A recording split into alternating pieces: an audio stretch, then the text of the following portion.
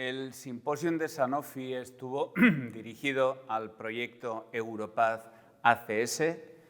Acute Coronary Syndrome, síndrome coronario agudo, un proyecto dirigido a mejorar el tratamiento de los pacientes con síndrome coronario agudo y que tenía una coletilla denominada 556 que indicaba que la idea o la intención de alcanzar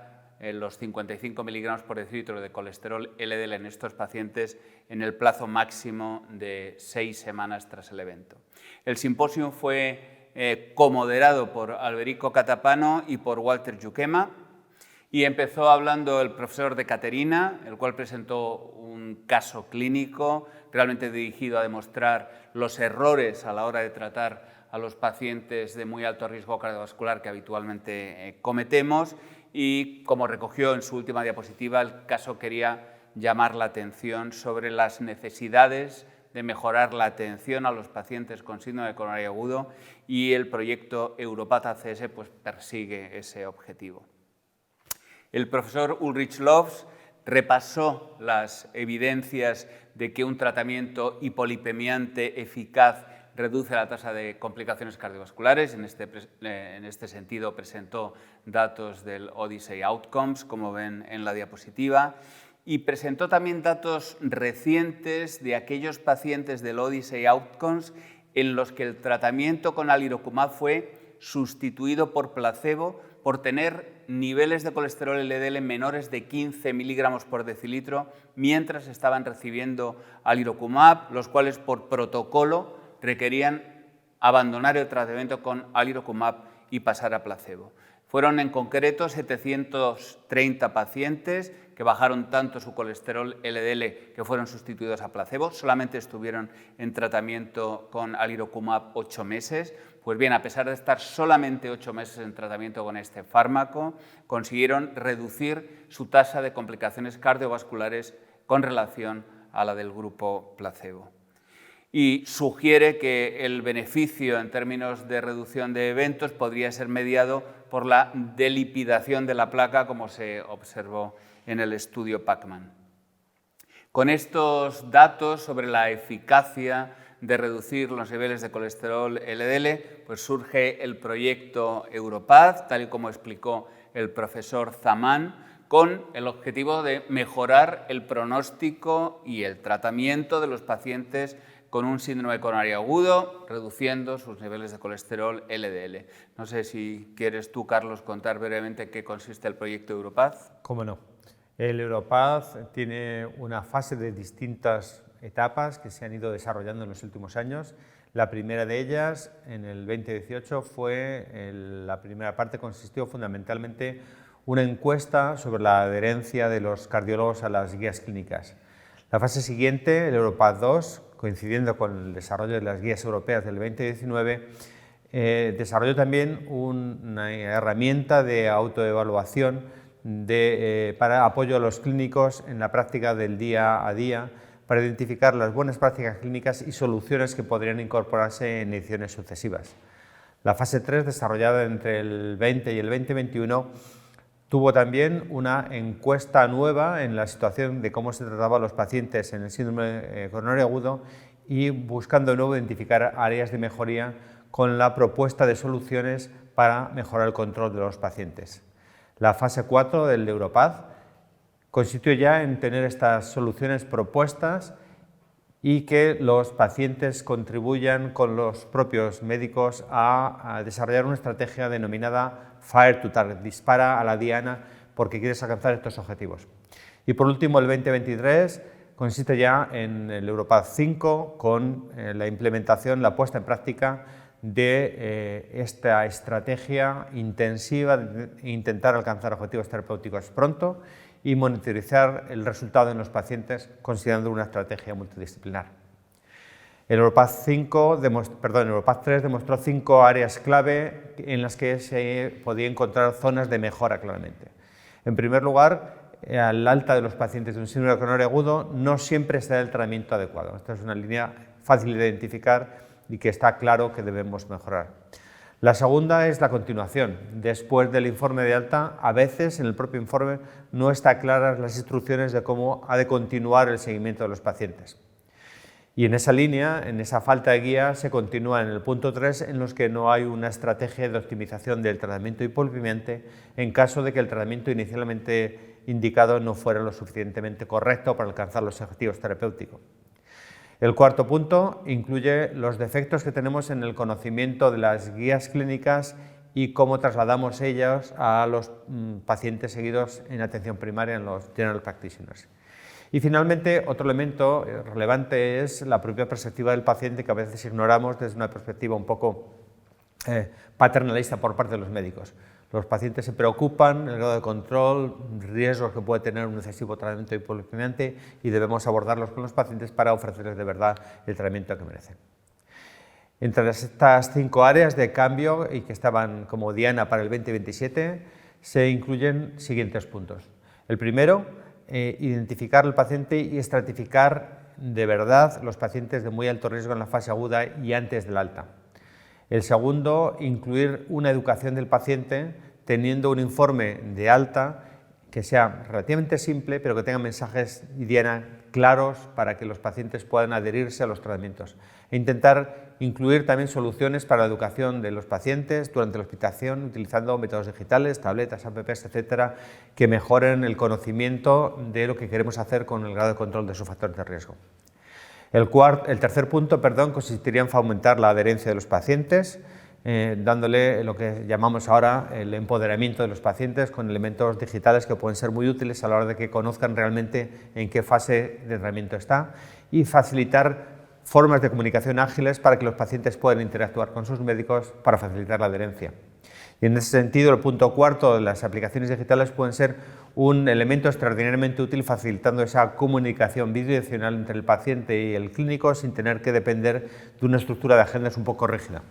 Debemos, en ese sentido, intentar tener objetivos para desarrollar aplicaciones que permitan esa interconexión entre pacientes y los clínicos, y tener soluciones que faciliten estas aplicaciones que nos transmitan la información real entre los pacientes y los médicos. Y después de la fase aguda y el seguimiento, tenemos que considerar sin duda ninguna un tratamiento multidisciplinar, que incluye, por supuesto, los proveedores de salud, de sistemas públicos o privados, los proveedores y los pacientes, y la propia colaboración entre pacientes entre sí, como pueden ser en las asociaciones de pacientes. El protocolo debería estar liderado por un equipo cardiológico potente, pero que incluye también, obviamente, las enfermeras como un elemento clave que pueden ser muy útiles en la coordinación, y favorecer, por tanto, la colaboración entre médicos, enfermeras, con un protocolo sencillo y estandarizado en el que todos podamos ser partícipes. Por tanto, tenemos estas fases que hemos ido desarrollando durante estos años, y tenemos aquí la lista de países que se han ido incluyendo para ir fomentando esta participación. No vamos a entrar en esta diapositiva tan farragosa, y vemos que algunos objetivos se están logrando. Por ejemplo, que no se nos olvide que la determinación de objetivos lipídicos en la fase aguda es muy importante. Más del 90% están logrando ya que los pacientes, a pesar de tener una estancia muy breve en el hospital, en los síndromes coronarios agudos, que a veces se acorta a 2 o 3 días, tengan la determinación de los parámetros lipídicos, y que los parámetros lipídicos, por supuesto, incluyan el perfil lipídico clásico, pero también que incorporemos en los pacientes que no han sido evaluados previamente los niveles de lipoproteína A como estratificación y como diana de potenciales terapéuticas futuras.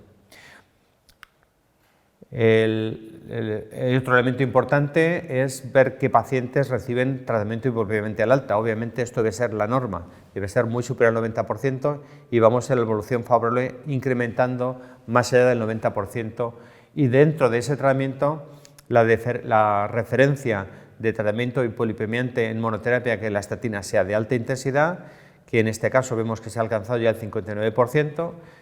mejor aún si tenemos tratamiento hipolipemiante combinado, ya un cuarto de los pacientes están recibiendo este tratamiento hipolipemiante ponderado, y por último, considerar también otras opciones de tratamiento hipolipemiante que quizá en algunos casos de pacientes de riesgo extremo, en los que ya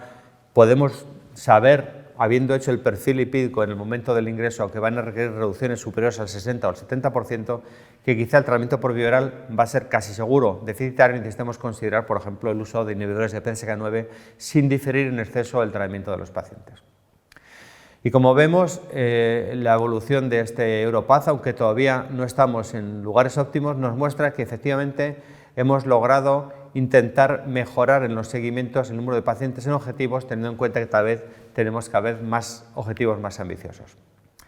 De modo que el Europath nos proporciona ahora también un algoritmo que debemos incluir, tener en mente a la hora de qué hacer cuando un paciente está ingresado por un síndrome coronario agudo. En primer lugar, considerar siempre la necesidad de un tratamiento hipolipemiante de alta intensidad y hacer un perfil lipídico en los pacientes que ingresan por síndrome coronario agudo. En ese caso debemos considerar, primero, si existe alguna contraindicación para el tratamiento hipolipemiante, toxicidad previa a dosis altas de estatinas o intolerancia a ezetimiba, si va a ser necesario o no considerar el uso de inhibidores de PCSK9 por la excesiva reducción de colesterol que no podríamos conseguir de otra manera, y si es pertinente hacer un rastreo de la presencia de hipercolesterolemia familiar, en cuyo caso ya tendría un manejo un poco más específico. Hecho este primer punto de corte en la evaluación de los pacientes durante el ingreso, se debería prescribir tratamiento hipolipemiante de alta intensidad, casi siempre combinado con ezetimiba, porque las estatinas per se apenas van a conseguir una reducción del 50%, que es un objetivo, además del objetivo ambicioso de reducción de LDL por debajo de 55 miligramos de decilitro, que es muy difícil de alcanzar en monoterapia en la mayoría de los pacientes. Y por consiguiente debe considerarse ya desde el ingreso, como ya están implementando algunos centros, el tratamiento combinado con la dosis máxima de estatina tolerable, incluyendo ezetimiba y la consideración opcional de ácido bempedoico, y en los casos en que ya se mencionó antes, objetivos superiores al 70%, considerar el uso de inhibidores de PCSK9 desde el momento del ingreso y de cara al alta del paciente. Y una vez que se procede al alta, describir los objetivos terapéuticos de modo explícito y la estrategia en el mismo informe de alta. No dejar una cita ambigua para el vacío de seguimiento, sino saber exactamente qué es lo que queremos hacer con ese paciente y de ese modo dejar ya programada una visita de seguimiento en la cual a un corto plazo, al cabo de 4 o 8 semanas, 6 es el número que se incluye en el acrónimo de esta estrategia, y evaluar en ese corto plazo, en menos de 8 semanas, si existe intolerancia a alguno de los fármacos para considerar tratamientos alternativos. Por supuesto, si hemos alcanzado los objetivos terapéuticos y algo que a veces ignoramos, comprobar que existe adherencia al tratamiento. Si existe intolerancia, debemos plantear tratamientos alternativos. Si existe una falta de adherencia, revisar con el paciente por qué existe esa circunstancia para intentar simplificar la pauta de tratamiento o intentar encontrar algún problema que puede ocurrir, por ejemplo, económico o de seguimiento o del número de píldoras que está tomando el paciente. Si en este control a relativamente corto plazo necesitamos optimización, debemos considerar los fármacos que no han sido previamente, que probablemente serán ácido bempedoico o inhibidores de PCSK9 en el momento actual como referencia de los fármacos disponibles.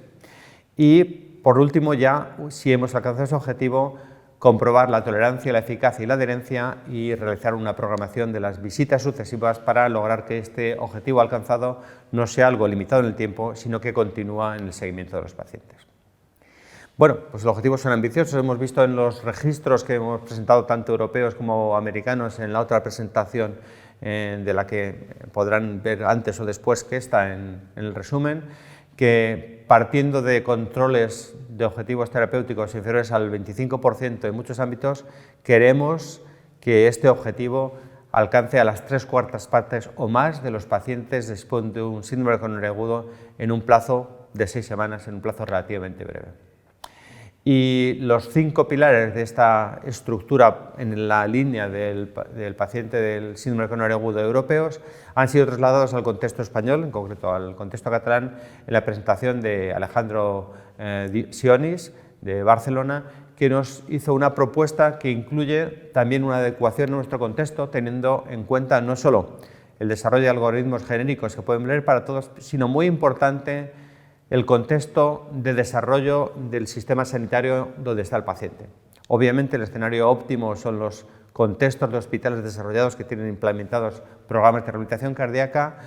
Un escalón siguiente sería servicios de cardiología que no tienen programas de rehabilitación cardíaca y en algunos contextos incluso la ausencia de un cardiólogo estable y existe una dedicación de otros clínicos que dedican a pacientes cardiológicos pero que no necesariamente tienen un un cardiólogo disponible simple y, por último, el escenario de zonas rurales. En todos ellos se les plantea distintas modalidades de abordaje del tratamiento y de ser referidos o no a los centros de referencia para facilitar, y escalones en el seguimiento definidos a un plazo corto, 1 o 3 meses, cerca del síndrome coronario agudo, para evaluar efectivamente si se alcanzan los objetivos, si existe tolerancia y si alcanzamos lo que queremos lograr con estos pacientes, y seguimientos ya más prolongados a 6 meses o 1 año y sucesivos una vez que hayamos alcanzado los niveles, teniendo en cuenta también como complemento que podemos utilizar instrumentos de comunicación con el paciente de telemedicina o consultas no presenciales que nos pueden facilitar hacer un seguimiento más estricto sin estar restringidos a tener una presencia física del paciente y el médico el mismo día a la misma hora en una sala, que puede ser algo complicado. Y esto es lo que globalmente dio lugar a la reflexión de este interesante simposio de Sanofi, que no solo trasladaba la evidencia científica, sino cómo podemos de verdad cambiar nuestros esquemas de trabajo para que la traslademos a un control adecuado de la dislipemia en pacientes sin esperar años, sino los pocos semanas o meses después del síndrome coronario agudo. Gracias. Gracias.